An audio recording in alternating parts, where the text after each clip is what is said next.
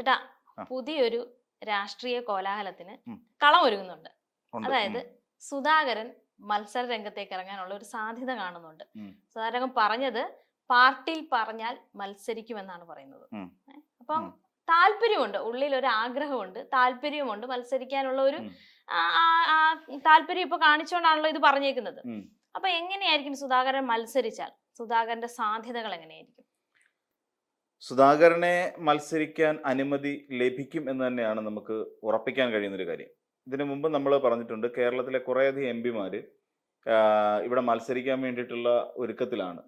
കാരണം ഈ മത്സരിക്കുന്നവർക്ക് എല്ലാവർക്കും മന്ത്രിസ്ഥാനം, മുഖ്യമന്ത്രി, പിന്നെ ആഭ്യന്തര വകുപ്പ്, റവന്യൂ, ധനകാര്യം എന്നൊക്കെ പറഞ്ഞിട്ട് വകുപ്പുകൾ ഒരുപാടുണ്ട്. ഉം, ഇതില് ഇപ്പൊ നമ്മള് നോക്കിക്കഴിഞ്ഞാൽ ഇവർക്കെല്ലാം അങ്ങനെ ഒരു മന്ത്രിസ്ഥാനത്തേക്ക് വരണമെന്ന് തന്നെയാണ് ആഗ്രഹിക്കുന്നത്. ഇതിനു മുമ്പ് ഞാൻ പറഞ്ഞൊരു കാര്യം, ഇനി കേന്ദ്രത്തിൽ ഒരു എന്തെങ്കിലും ഒരു പദവി കിട്ടുമെന്ന് കരുതിക്കൊണ്ട് എം പി ആവാൻ നിൽക്കുന്നത് ഏറ്റവും വലിയ മണ്ടത്തരമാണ്. ഇപ്പൊ ശശി തരൂരിനെ തന്നെ കണ്ടില്ലേ? ശശി തരൂര് ഇത്തവണയും കൂടെ എം പി ആയി കഴിഞ്ഞപ്പോൾ ശശി തരൂരിന് മനസ്സിലായി തനിക്ക് ഇനിയിപ്പം മുന്നോട്ടൊരു പോക്കില്ല.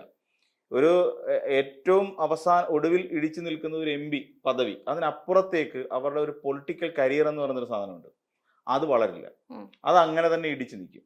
പിന്നീട് വീണ്ടും അടുത്ത ടൈം വരുന്ന സമയത്തും വീണ്ടും ഇവർ മത്സരിക്കാൻ ഇറങ്ങുമ്പോഴും സ്വാഭാവികം കേരളത്തിന്റെ ഒരു ചരിത്രം വെച്ചിട്ട് സ്വാഭാവികമായും ഇവർ വീണ്ടും എം പിമാരാകുകയാണ് ചെയ്യുന്നത്. ഈ എം പിമാരായി കേന്ദ്രത്തിലേക്ക് പോയി കഴിഞ്ഞാൽ മന്ത്രിമാരാകാൻ സാധിക്കുമോ? അതുമില്ല.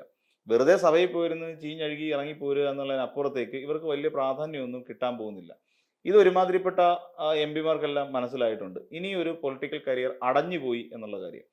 അതേസമയം എം പി എന്നുള്ള നിലയിൽ നിന്നുകൊണ്ട് കേരളത്തിലേക്ക് എത്തിക്കഴിഞ്ഞാൽ, കേരളത്തിന്റെ മണ്ണിലേക്ക് എത്തി എവിടെയെങ്കിലും കളം പിടിക്കാൻ തയ്യാറായി കഴിഞ്ഞാൽ, ഒരു എം എൽ എ എന്നുള്ള നിലയിലേക്ക് അവർ എം എൽ എ മാത്രമേ ഒതുങ്ങത്തില്ല, ഉം, സീനിയർ നേതാക്കന്മാരാണ്. കെ സുധാകരൻ ആലോചിച്ചു, 10, 78, 79 വയസ്സുണ്ട്. 78 വയസ്സ് പ്രായമുള്ള ഒരാളാണ്. ഉം. അദ്ദേഹം ഇനിയും ഒരു ഈ 4 വർഷം അവിടെ കഴിയുമ്പോൾ എത്രയായി? 82 വയസ്സാവും. മനസ്സിലായി. ഈ 82 വയസ്സ് അങ്ങോട്ട് കഴിയുമ്പോൾ സുധാകരൻ അടുത്ത തവണ വീണ്ടും മത്സരിക്കുമോ? ഇല്ല, കഴിഞ്ഞു. ഇതോടുകൂടി സുധാകരന്റെ ഒരു കാലം ഒരു 82 വയസ്സോടുകൂടി കഴിയും. പിന്നെ സുധാകരൻ എന്ന് പറഞ്ഞാൽ വി എസ് അച്യുതാനന്ദൻ അല്ല, നമ്മൾ ഉം, മനസ്സിലാക്കണം. വി എസ് അച്യുതാനന്ദൻ ഏറ്റവും പ്രായം കൂടിയ മുഖ്യമന്ത്രി ആകുന്ന ഒരാൾ വി എസ് അച്യുതാനന്ദനാ. അത്രയൊന്നും ഓടാൻ പിന്നെ കെ സുധാകരനെ കൊണ്ട് പറ്റില്ല. 85-ാമത്തെ വയസ്സിലും മതികെട്ടാൻ മലകേറിയ ഒരു മനുഷ്യനാണ് വി എസ് അച്യുതാനന്ദൻ. ഉം, അപ്പോൾ അത്രയൊന്നും ആംബിയറോട് കൂടി നിൽക്കാൻ പറ്റില്ല. ഉം, പിന്നെ തന്നെയല്ല, കെ സുധാകരനെ സംബന്ധിച്ചിടത്തോളം മറ്റൊരു പ്രശ്നമുള്ളത്, കെ സുധാകരന്റെ ആരോഗ്യ പ്രശ്നങ്ങൾ സുധാകരനെ വല്ലാതെ അലട്ടുന്നുണ്ട് എന്ന് റിപ്പോർട്ട് AICCക്ക് കൊടുത്തത് നിരീക്ഷകയായിട്ടുള്ള ദീപാദാസ് മുൻഷിയാണ്, കേരളത്തിന്റെ ചുമതലയുള്ള. അപ്പോൾ അങ്ങനെ ഒരു പിന്നെ പ്രശ്നം കൂടിയുണ്ട്. അതോടൊപ്പം സുധാകരൻ പറയുന്ന തലയ്ക്ക് വെളിവില്ല എന്തൊക്കെയോ പുലമ്പുന്നു എന്നൊക്കെ പറഞ്ഞിട്ടാണ് സുധാകരനെതിരായിട്ട് AICCക്ക് പരാതി പോയിരിക്കുന്നത്, മനസ്സിലാക്കണം. അപ്പൊ അങ്ങനെയുള്ളൊരു സുധാകരൻ ഇത്തവണ 82 വയസ്സ് വരെ എത്തി ഇടിച്ചു നിൽക്കുന്ന ഒരു സാഹചര്യത്തിൽ എവിടെയായി അദ്ദേഹത്തിന്റെ പൊളിറ്റിക്കൽ കരിയർ? പണ്ടെപ്പോഴോ വനമന്ത്രിയായിരുന്നിട്ടുണ്ട്. മുത്തങ്ങ സംഭവം നടക്കുന്ന സമയത്ത് പിന്നെ ഇദ്ദേഹം വനമന്ത്രിയായിരുന്നു, AK ആന്റണി ആയിരുന്നു മുഖ്യമന്ത്രി. ഇദ്ദേഹം വനമന്ത്രിയായിരുന്നു മുത്തങ്ങ സംഭവം നടക്കുന്ന കാലത്ത്. അന്നല്ലാതെ പിന്നീട് എപ്പോഴെങ്കിലും സുധാകരന് ശക്തനായ ഒരു നേതാവായി മാറാൻ കഴിഞ്ഞിട്ടുണ്ടോ? അല്ലെ ഒരു മന്ത്രിസ്ഥാനം അലങ്കരിക്കാൻ കഴിഞ്ഞിട്ടുണ്ടോ? ഇല്ലേ, ഇല്ല. അപ്പോൾ അങ്ങനെ പോയ കെ സുധാകരനെ സംബന്ധിച്ചിടത്തോളം പൊളിറ്റിക്കൽ കരിയർ ഏറെക്കുറെ തീർന്നു എന്ന് തന്നെ നമുക്ക് വിചാരിക്കേണ്ടി വരും. അങ്ങനെയുള്ള സാഹചര്യത്തിൽ സുധാകരൻ ഇനി ഏറ്റവും ബെസ്റ്റ് പ്ലേസ് എന്ന് പറഞ്ഞാൽ UDFന്റെ ഒരു മന്ത്രിയായി കേരള നിയമസഭയിൽ എത്തുക എന്നുള്ളതാണ്. അല്ലാതെ അതിനപ്പുറത്തേക്കും ഇല്ല, ഇപ്പുറത്തേക്കും ഇല്ല. അങ്ങനെ വരുന്ന ഒരു സാഹചര്യം നമ്മൾ പരിശോധിക്കുമ്പോൾ തീർച്ചയായും ഇത്തവണ എം പിമാർ മത്സരിക്കണം എന്ന് പറയുന്ന, അല്ലെങ്കിൽ എം പിമാർക്ക് മത്സരിക്കാം എന്ന് പറയുന്ന ഒരു നീക്കുപോക്ക് AICC ഉണ്ടാകാനുള്ള സാധ്യതയുണ്ട്.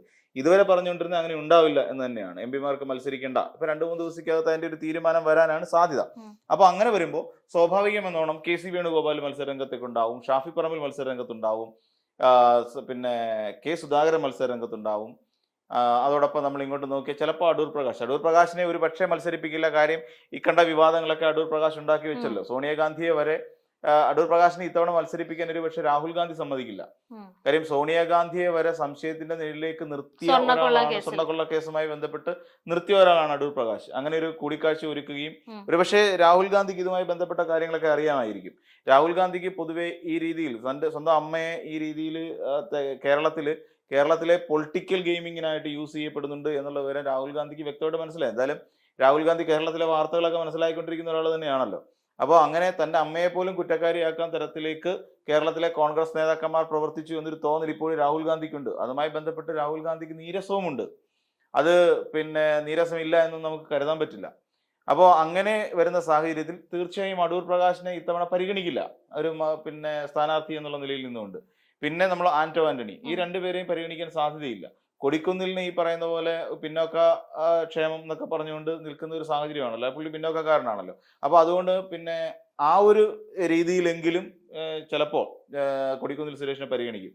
നമ്മൾ മനസ്സിലാക്കേണ്ടത് ഇങ്ങനെ ഒരു തീരുമാനം എന്തുകൊണ്ട് ഉണ്ടാകുന്നു എന്നുള്ളത് ചോദിച്ചു കഴിഞ്ഞാൽ ഇവർക്ക് ഇനിയും ഒരു മുന്നോട്ടൊരു യാത്രയില്ല എന്നുള്ളതാണ് അതിന്റെ യാഥാർത്ഥ്യം. അതുകൊണ്ട് ഇവരെ പരമാവധി പ്രൊട്ടക്ട് ചെയ്യാൻ ശ്രമിക്കും പാർട്ടി.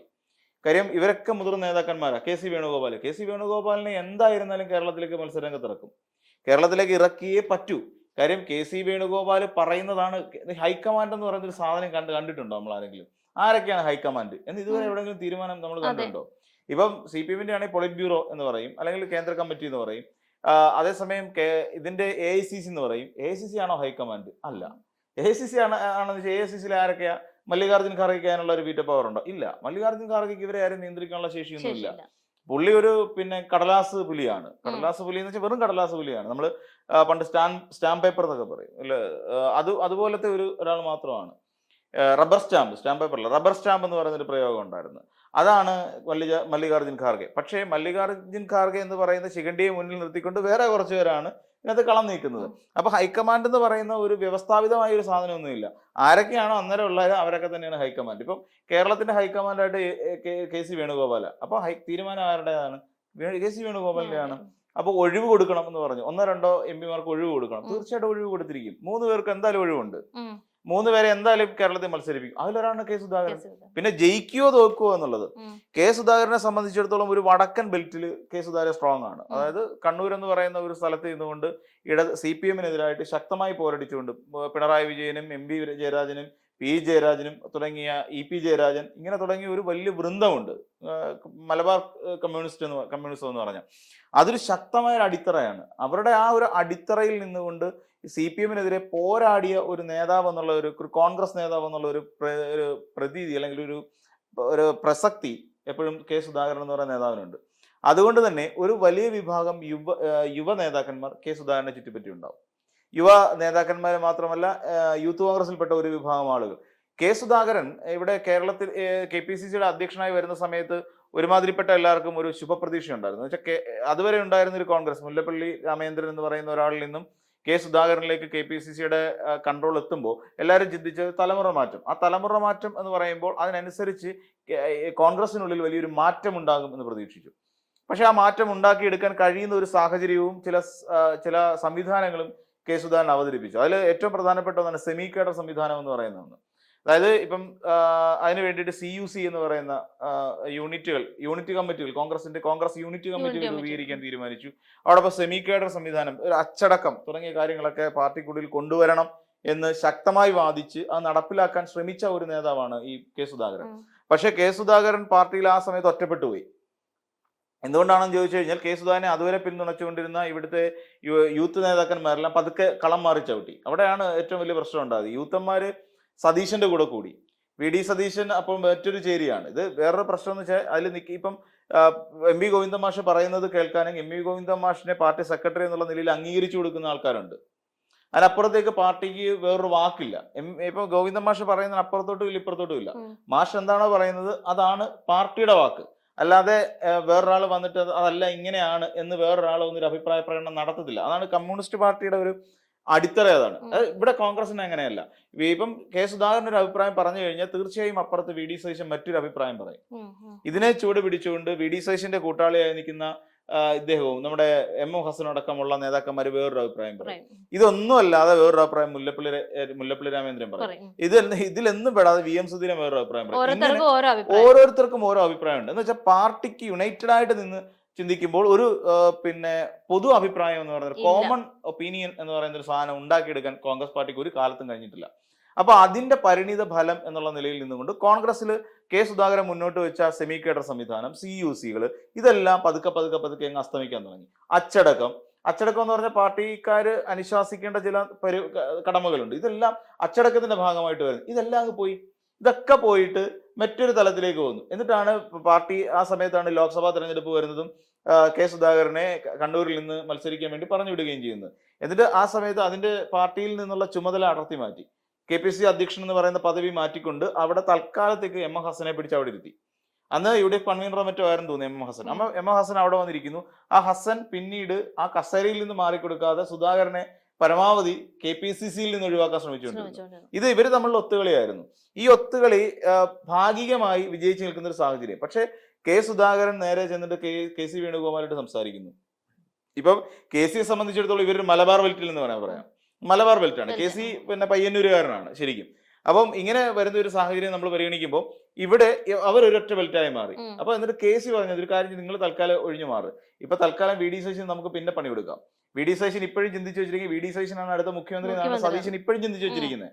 അതിന്റെ എല്ലാ കാര്യങ്ങളും സതീശൻ ചെയ്തുകൊണ്ടിരിക്കുകയാണ്, തനിക്ക് മുഖ്യമന്ത്രി ആകാൻ വേണ്ടിയുള്ള ആഗ്രഹം. പക്ഷെ അതിന് ഘടകവിരുദ്ധമായ മറ്റൊരു തീരുമാനം ഓൾറെഡി AICC എന്നുള്ള നിലയിൽ നിന്നുകൊണ്ട് നമ്മുടെ KC വേണുഗോപാൽ എടുത്തു കഴിഞ്ഞു.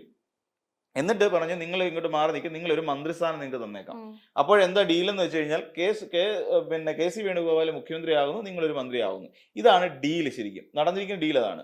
അപ്പൊ പതുക്കെ ഇയാൾ എന്ത് ചെയ്തു, പതുക്കെ ഇതിൽ നിന്ന് K സുധാകരൻ KPCC അധ്യക്ഷ സ്ഥാനം ഒഴിഞ്ഞു കൊടുക്കുന്നു. പകരം സണ്ണി ജോസഫിനെ പോലെ. എന്നിട്ട് അയാളും കണ്ണൂരുകാരനാണ്, പക്ഷെ അയാളെ പേരാവൂരാണല്ലോ. അപ്പം പുള്ളിക്കാരനെ സംബന്ധിച്ചിടത്തോളം ഇങ്ങോട്ടേക്ക് വന്നു കഴിഞ്ഞാൽ ഇത് വേറൊരു തരം വേറൊരു പക്ഷത്തേക്ക് പോയി. പിന്നെ തന്നെയല്ല, നിർദോഷിയാ, ഒരു ഗുണത്തിനും ഇല്ല ദോഷത്തിനും ഇല്ല നിൽക്കുന്ന ഒരു നേതാവാണ് ഈ സണ്ണി ജോസഫ്. അതുകൊണ്ടാണ് ഒരുപാട് അബദ്ധം സണ്ണിക്ക് പറ്റിയിട്ടുണ്ട്, സണ്ണി വക്കീൽ എന്ന് പറയുന്നത്. അപ്പം പുള്ളി ഇതിനകത്തേക്ക് വന്ന് ചാടി. അപ്പോൾ ഇതിന്റെ കൺട്രോൾ ഇപ്പൊ KPCC എന്ന് പറയുന്ന KPCC അധ്യക്ഷൻ എന്ന് പറയുന്നത് നമ്മുടെ മല്ലികാർജ്ജുൻ ഖാർഗെയുടെ തുല്യമായി. എന്ന് വെച്ചാൽ റബ്ബർ സ്റ്റാമ്പാണ്, ഒരു പ്രയോജനവും ഇല്ല. KPCCക്ക് ഗുണമുണ്ടോ എന്ന് ചോദിച്ചാൽ ഇല്ല. അങ്ങനെ കുടുംബത്തിന് ഗുണമുണ്ടോ ചിലപ്പോൾ അതുണ്ടാവുമായിരിക്കും. അല്ല പുള്ളിക്ക് ഗുണമുണ്ടോ ഇല്ല, പാർട്ടിക്ക് ഗുണമുണ്ടോ ഒന്നുമില്ല. ഇപ്പൊ ഇതൊന്നും ഇല്ലാത്ത വെറും ഒരു നിർഗുണ പരബ്രഹ്മം എന്നുള്ള നിലയിലാണ് ഇപ്പൊ സണ്ണി വക്കീൽ അവിടെ ഇരിക്കുന്നത്. എന്നിട്ട് എന്ത് ചെയ്തു, സതീശൻ എന്ത് ചെയ്തു, KPCCയുടെ കൂടെ ഇത് അങ്ങ് പിടിച്ചെടുത്തു, അങ്ങ് പിടുങ്ങി കഴിഞ്ഞപ്പോഴത്തേക്ക് താൻ സ്ട്രോങ് ആയി നിൽക്കുന്ന ഒരു സാഹചര്യം ഉണ്ടായിരുന്നു. ആ സാഹചര്യം എങ്ങനെ ഉണ്ടായെന്ന് ചോദിച്ചാൽ ഇവിടെ രാഹുൽ മാങ്കൂട്ടം ഉണ്ടായിരുന്നു, ഷാഫി പറമ്പിൽ ഉണ്ടായിരുന്നു. ഇവരുടെ പിന്നിൽ നിൽക്കുന്ന ഉപജാപക സംഘം മുഴുവൻ സതീശനൊപ്പമായിരുന്നു. പെട്ടെന്നാണ് മറ്റേ മാങ്കൂട്ടത്തിന്റെ പെണ്ണുകേസ് പൊങ്ങി വന്നത്. പെണ്ണുകേസ് പൊങ്ങി വന്ന സമയത്ത് ഇടം വല്ല നോക്കാതെ ഇങ്ങനെ ഒരു തീരുമാനം അങ്ങ് എടുത്തു. ഈ തീരുമാനം എടുക്കാൻ ശരിക്കും ഇയാൾ എടുക്കില്ലായിരുന്നു. VD സതീശൻ അങ്ങനെ ഒരു തീരുമാനം പെട്ടെന്ന് എടുക്കില്ലായിരുന്നു. പക്ഷേ ബാക്കിയുള്ള നേതാക്കൾ ഇവർ രമേശ് ചെന്നിത്തല, K മുരളീധരൻ, VM സുധീരൻ, അങ്ങനെ PJ കുര്യൻ, അങ്ങനെ വരുന്ന ഒരു വലിയ ടീം നേതാക്കന്മാരുടേതായ ഒരു ഒപ്പീനിയൻ അതിനകത്തേക്ക് വന്നു. അവനെതിരെ നടപടി ഉണ്ടാവണം, അവൻ കാണിച്ച തോന്നിയാസമാണ്. ഇത് പാർട്ടി തെരഞ്ഞെടുപ്പ് വരുന്ന സാഹചര്യത്തിൽ പാർട്ടിയുടെ മുഖം രക്ഷിക്കാൻ ഏറ്റവും പ്രധാനപ്പെട്ട നടപടി അത് തന്നെയാണ് എന്ന് പറഞ്ഞു വെച്ചു. അതിന്റെ പിൻബലത്തിലാണ് VD സതീശൻ അങ്ങനെ ഒരു തീരുമാനത്തിലേക്ക് എത്തുന്നത്. സണ്ണി വക്കീൽ വരെ പറഞ്ഞു അവനിനും വെച്ചുകൊണ്ടിരിക്കേണ്ടതാണ്. അതിന്റെ ആ തീരുമാനം അതാണ് VD സതീശന് പറ്റിയ ഏറ്റവും വലിയ അബദ്ധം. അവിടെ നിന്ന് തുടങ്ങി. അപ്പൊ പതുക്കെ രാഹുൽ മാങ്കൂട്ടം ഒഴിഞ്ഞു മാറി.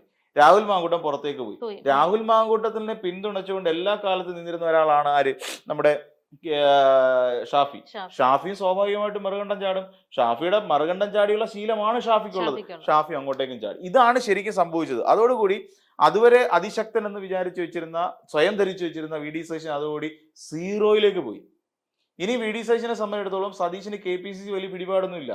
ഉണ്ട് എന്ന് സതീശൻ ഇപ്പോഴും ചിന്തിച്ചു വെച്ചിരിക്കുന്ന ഒരു മോഹവലയത്തിനകത്താണ്. ശരിക്കും KPCCയുടെ കൺട്രോൾ മുഴുവൻ AICC എന്നാണ്. അതായത് KC വേണുഗോപാലിന്റെ കയ്യിൽ ഇപ്പൊ എല്ലാം ചരട് മുഴുവൻ KCയുടെ കയ്യിൽ. അപ്പൊ അതുകൊണ്ട് സ്വാഭാവികം എന്നോണം ഇദ്ദേഹത്തിനൂടെ മത്സരിച്ച് ജയിപ്പിക്കുകയും ചെയ്യും. അല്ലെങ്കിൽ എന്ന് വെച്ചാൽ K സുധാകരനെ ഒരു പക്ഷേ ജയിപ്പിക്കാനുള്ള സാധ്യതയുണ്ട്. സുധാകരനെ കണ്ണൂർ എടുത്ത് കൊണ്ടിട്ട് കഴിഞ്ഞാൽ ചിലപ്പം ജയിക്കും. കാര്യം യൂത്ത് കോൺഗ്രസിന്റെ ഒരു വലിയ വിഭാഗം ഇപ്പോഴും തന്നെയല്ല ഷാഫി പറമ്പിൽ നിൽക്കുന്നു. യൂത്ത് കോൺഗ്രസിന്റെ ഔദ്യോഗിക പക്ഷമായ OJ ജനീഷിന്റെ ടീം അതെവിടെയാണ് നിൽക്കുന്നത് വെച്ചാൽ അവിടെ എവിടെയാണ് നിൽക്കുന്നത്. കൂടി വന്ന് അബിൻ വർക്കി അടക്കമുള്ള കുറച്ച് പേര് അതിൽ മാറി നിൽക്കുമായിരിക്കും. അബിൻ വർക്കി ചെന്നിത്തലയുടെ ആളാണല്ലോ. അങ്ങനെ കുറച്ചുപേര് മാറി നിന്നാലും ഒരു പ്രാമുഖ്യം കിട്ടുന്ന സുധാകരൻ തന്നെയായിരിക്കും. അതുകൊണ്ട് സുധാകരൻ നിൽക്കുന്നിടത്ത് ഒരു പക്ഷേ ജയിക്കാനുള്ള സാധ്യതയുണ്ട്. പക്ഷേ ഈ സുധാകരനെ VD സതീശിന്റെ ടീമുകളോ സണ്ണിയുടെ ടീമുകളോ ചേർന്നിട്ട് എവിടെയെങ്കിലും ഇട്ട് വെട്ടുവോ എന്നുള്ളത് മാത്രമാണ് ഏറ്റവും വലിയ പ്രശ്നം. ഇതിനകത്ത് വേറെ ഒരുപാട് നമ്മൾ അറിയാൻ വയ്യാത്ത ഒരുപാട് കളികളുണ്ട്. കാരണം ഈ സുധാകരൻ വരുമ്പോൾ ഇവിടെ ഉണ്ടാകുന്ന വേറൊരു കോൺഫ്ലിക്റ്റ് ഉണ്ട്. അതാണ് ഏറ്റവും വലിയ പ്രശ്നമായിട്ട് വരുന്നത്. സുധാകരൻ പൊതുവെ ഞാൻ നേരത്തെ സൂചിപ്പിച്ച പോലെ 10-78 വയസ്സുള്ള വളരെ സീനിയർ ആയിട്ട് നിൽക്കുന്ന ഒരു കോൺഗ്രസ് നേതാവാണ്. സുധാകരൻ ജയിച്ച് നിയമസഭയിലേക്ക് എത്തിക്കഴിയുമ്പോൾ അവിടെ സുധാകരൻ ചോദിക്കാൻ പോകുന്നത് മുഖ്യമന്ത്രി പദവിയാണ്. അതിൽ കുറഞ്ഞ് സുധാകരൻ എങ്ങനെ കൊടുക്കും? കാര്യം ഇത്രയും പ്രസക്തനായ സീനിയർ ആയിട്ടുള്ള വളരെ കേരള രാഷ്ട്രീയത്തിൽ വളരെ പ്രസക്തനായ ഒരു നേതാവ് ജയിച്ചു വരുമ്പോൾ അയാൾക്ക് എങ്ങനെയാണ് ഒരു മുഖ്യമന്ത്രി സ്ഥാനത്തിൽ കുറഞ്ഞു കൊടുക്കാതിരിക്കുക? ഇതിലിപ്പം വി ഡി സതീശനെ നൈസായിട്ട് ഒഴിവാക്കി കളയാം. സതീശനെ ജയിപ്പിക്കുമോ എന്നുള്ള കാര്യം നമ്മൾ തെരഞ്ഞെടുപ്പ് കഴിഞ്ഞാലേ നമുക്ക് ഫൈനൽ അറിയാൻ പറ്റുള്ളൂ. സതീശൻ ജയിക്കുമോ എന്നുള്ള. പറവൂരിലാണെങ്കിൽ പോലും സതീശനെ ഒതുക്കാൻ വേണ്ട തന്ത്രം മെനയാൻ ഏറ്റവും മിടുക്കന്മാരായിട്ടുള്ള ആൾക്കാരാണ്. കാര്യം ഇവിടെ വി ഡി സതീശൻ കേട്ടുകൊണ്ടിരിക്കുന്ന കനകോലുവിന്റെ വാക്കുകളാണെങ്കിൽ അതല്ലാതെ വേറൊരു ടീം അവിടെ വേറൊരു തലത്തിൽ വർക്ക് ചെയ്തുകൊണ്ടിരിക്കുക.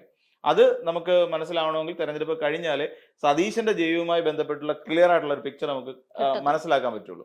അപ്പൊ ഇവിടെ ഇപ്പൊ ഇങ്ങനെ വരുന്ന ഒരു സാഹചര്യത്തിൽ മിക്കവാറും ഓരോ വർഷം വീതം ഒരു മുഖ്യമന്ത്രി എന്നുള്ള നിലയിലായിരിക്കും നമുക്ക് കിട്ടാൻ പോകുന്നത്. അപ്പൊ ആദ്യത്തെ ടേം കോൺഗ്രസ് അധികാരത്തിൽ വന്നു കഴിഞ്ഞാൽ യു.ഡി.എഫ് അധികാരത്തിൽ 26 മുതൽ 27 വരെ മിക്കവാറും നിൽക്കാൻ പോകുന്നത് വി ഡി സതീശൻ. 27 മുതൽ 28 വരെ നിൽക്കാൻ പോകുന്നത് കെ സി വേണുഗോപാല്. 28 മുതൽ 29 വരെ ഇരിക്കാൻ പോകുന്നത് കെ സുധാകരൻ. ഇനി 29 മുതൽ 30 വരെ നമ്മുടെ അടൂർ പ്രകാശ് ഇരിക്കും. ഇങ്ങനെ അത് കഴിഞ്ഞിട്ട് സണ്ണി വക്കീലിനും കൊടുക്കും. ഇങ്ങനെ ഒരു 5 വർഷം 5 മുഖ്യമന്ത്രിമാർ കിട്ടാൻ പോകുന്ന ഒരു അപൂർവമായ ഒരു മന്ത്രിസഭയായിരിക്കും നമുക്ക് ഉണ്ടാകാൻ പോകുന്നത്. അത് വേറൊരു രസം എന്ന് വെച്ച് കഴിഞ്ഞാല് ഈ ജയിച്ചു വന്നവർക്കെല്ലാം മന്ത്രിമാരാകാൻ പറ്റും. കാര്യം ഒരു തവണ മുഖ്യമന്ത്രി മാറിക്കഴിയുമ്പോൾ മന്ത്രിസഭ പുനഃസംഘടന ഉണ്ടാവും. പുനഃസംഘടന ഉണ്ടാകുമ്പോൾ മുഖ്യമന്ത്രിമാരെ മാറ്റണം. ലീഗിൽ മാത്രമേ ഉള്ളൂ വലിയ മാറ്റം വരാത്തത്. ബാക്കി കോൺഗ്രസിലുള്ള മന്ത്രിമാർക്കെല്ലാം മാറ്റം വരും. ഇവിടെ നോക്കിക്കഴിയുമ്പോൾ അടുത്ത മുഖ്യമന്ത്രി വരുന്ന സമയത്തും മന്ത്രിസഭ പുനഃസംഘടന വരണം. ഇങ്ങനെ എല്ലാ വർഷവും മന്ത്രിസഭ പുനഃസംഘടന ഉണ്ടാവും. അപ്പൊ മുഖ്യമന്ത്രിമാർ മാറിക്കൊണ്ടേയിരിക്കും. മിക്കവാറും ആ തലത്തിലുള്ള ഒരു 5 വർഷത്തേക്ക് 5 മുഖ്യമന്ത്രിമാർ ഭരിക്കുന്ന ഒരു സംസ്ഥാനമായിരിക്കും UDF അധികാരത്തിൽ വന്നാൽ ചിലപ്പോൾ കേരളത്തിൽ സംഭവിക്കാൻ പോവുക. കാര്യം ഇവരെല്ലാവരും വരും. ഇനി അല്ലാന്നുണ്ടെങ്കിൽ പലരുടെയും പാലം വലിക്കണം. കെ മുരളീധരന്റെ കാര്യം ഞാൻ പറഞ്ഞു. കെ മുരളീധരനും ഇതിനകത്ത് ഒരു മുഖ്യമന്ത്രി സ്ഥാനാർത്ഥിയായിട്ട് വരികയും ചെയ്യും. ഇതൊക്കെയാണ് ഇതിലെ കളി. കെ മുരളീധരനെയൊക്കെ വെട്ടാൻ എന്ത് എളുപ്പമാണെന്നറിയാം. കെ മുരളീധരനെയൊക്കെ ഒതുക്കാന്ന് വെച്ചാൽ ഭീകരമായി ഒതുക്കും. കെ മുരളീധരൻ ഇപ്പം പിൻബലമില്ല. കെ മുരളീധരനെ സംബന്ധിച്ചിടത്തോളം പുള്ളി ഇങ്ങനെ നടക്കുന്നുണ്ടെങ്കിലും പുള്ളിയെ ഇഷ്ടപ്പെടുന്നത് എനിക്ക് തോന്നുന്നു പാലക്കാട് തൃശ്ശൂർ ഭാഗത്തുള്ള കുറച്ച് കോൺഗ്രസ്സുകാർ മാത്രമാണ്. പിന്നെ ഒരു സാമുദായിക ബെൽറ്റ് ഉണ്ടാവും. ആ ബെൽറ്റിന് മാത്രമാണ് കെ മുരളീധരനോട് താല്പര്യം. അപ്പൊ അതുകൊണ്ട് തന്നെ ഈ പറയുന്ന കെ മുരളീധരനോട് പാർട്ടിക്ക് അകത്തുള്ളവർക്ക് വലിയ താല്പര്യമൊന്നുമില്ല. അതായത് ഇപ്പൊ നേതൃത്വത്തിൽ നിൽക്കുന്നു എന്ന് പറയുന്ന ആൾക്കാരുണ്ടല്ലോ, പറയുമ്പോൾ എല്ലാം കോൺഗ്രസ്സുകാരാണ്. പക്ഷെ അതിനകത്ത് നിൽക്കുന്ന എല്ലാവർക്കും കെ മുരളീധരനോട് വലിയ താല്പര്യമൊന്നുമില്ല. അതുകൊണ്ട് തന്നെ കെ മുരളീധരനെ എവിടെ നിർത്തിയാലും തോൽപ്പിക്കാൻ വേണ്ട എല്ലാ തന്ത്രവും ഇവരുടെ കയ്യിലുണ്ട്. ചെന്നിത്തല എന്താ കാഞ്ഞ വിത്തല്ലേ? ചെന്നിത്തലയ്ക്ക് എവിടെ കളിക്കണമെന്നറിയാം, കൃത്യമായിട്ട് അറിയാം. ചെന്നിത്തല ഈ പറയുന്ന പോലെ അടൂർ പ്രകാശിനെ ഒതുക്കാൻ ചെന്നിത്തല ഇറക്കിയ ട്രംപ് കാർഡാണോ ഈ പറയുന്ന സോണിയാഗാന്ധിയുടെ ഫോട്ടോ എന്നുള്ള കാര്യം നമുക്ക് പിന്നീടേ മനസ്സിലാവത്തുള്ളൂ. ചെന്നിത്തല ഇറക്കി കളിച്ച് എന്താ ചെന്നിത്തല അതിനെ കുറിച്ച് വലിയ കാര്യക്ഷമമായിട്ടൊന്നും പറഞ്ഞെങ്കിലും കേട്ടില്ല. അപ്പം ഇതിനകത്ത് പല കളികളും നടക്കുന്നുണ്ട്. ചെന്നിത്തല ചിലപ്പം ഈ പറയുന്ന പലർക്കും എതിരായിട്ട് ചെന്നിത്തല അണ്ടർഗ്രൗണ്ട് പ്ലേ നടത്താം. ഇതിനൊക്കെ ഞാൻ നേരത്തെ സൂചിപ്പിച്ചിട്ടുണ്ട്. ആഭ്യന്തര വകുപ്പിൽ ഇപ്പോഴും ചെന്നിത്തലയ്ക്ക് ആളുണ്ട്. അപ്പൊ പല കാര്യങ്ങളും ചെന്നിത്തല ഇങ്ങനെ സ്വന്തം പാർട്ടിക്കാരെ ചുറ്റിക്കാൻ വേണ്ടിയിട്ടുള്ള എല്ലാ തന്ത്രപരമായ സമീപനങ്ങളും പുലർത്തിക്കൊണ്ടിരിക്കുന്ന ഒരാളായിട്ട് നമുക്ക് ചെന്നിത്തല വേണേ കാണാം. അപ്പൊ ഇങ്ങനെ തുടങ്ങി ഒരുപാട് കള്ളക്കളികൾ ഇതിനകത്ത് നടക്കാനുള്ള സാധ്യതയുണ്ട്. അതുകൊണ്ട് ആരൊക്കെ 5 മുഖ്യമന്ത്രിമാരുണ്ടാകാൻ പോകുന്ന അപൂർവങ്ങളിൽ അപൂർവമായ ഒരു മന്ത്രിസഭയായിരിക്കും 2026 UDF വന്നാൽ ഉണ്ടാകാൻ പോകുന്നത്.